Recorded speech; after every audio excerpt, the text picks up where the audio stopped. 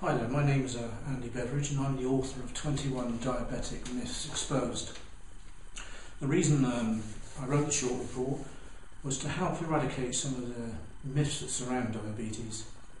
When you're first diagnosed, it's a minefield of information and much of it untrue, sadly.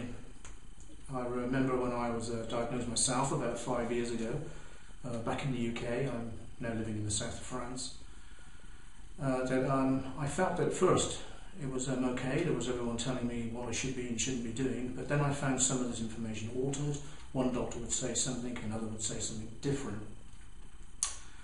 And the last thing you want to be is stressed out and confused when you have an illness like diabetes. Let's not mess about here. Diabetes is a very serious disease. It is with you for life. At the time of recording this, there are no known cures, so don't buy into that.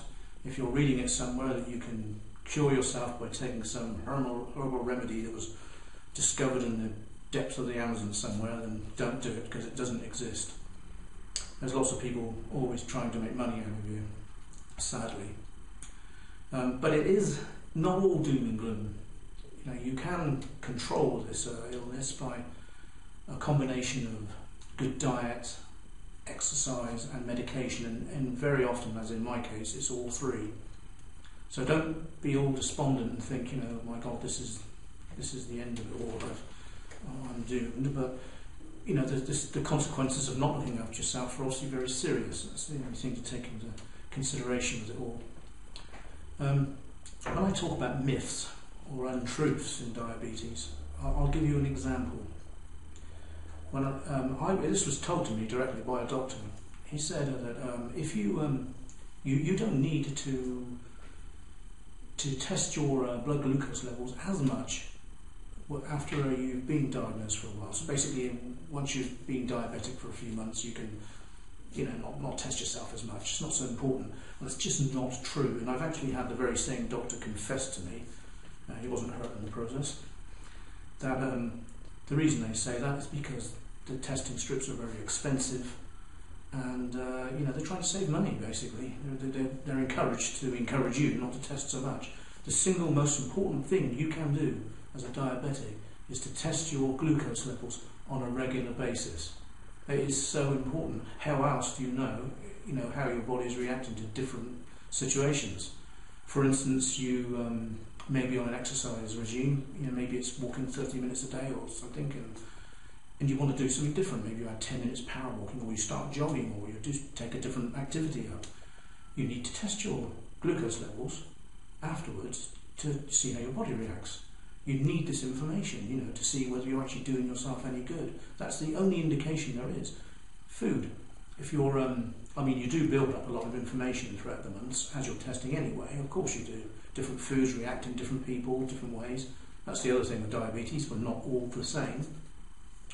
But if you have something different, if you go to a restaurant, eat a different meal, and there's no reason why you shouldn't, have just as many different foods as before, but you need to know how each one responds to you. When you find something that responds badly, your glucose levels shoot through the roof for eating a certain thing, at least you know then not to touch that anymore. You need this information. The only way you can get it is to test your glucose levels regularly. And don't think that you can just rely on the way you feel, because that's not true. When you're first diagnosed with diabetes, I'm talking in type 2 here predominantly, you're probably already diabetic for a couple of years, because that's the way this illness works. And your body gets used to running a higher level of glucose in the blood. So you often feel okay when you're actually at a level that's causing damage to your organs.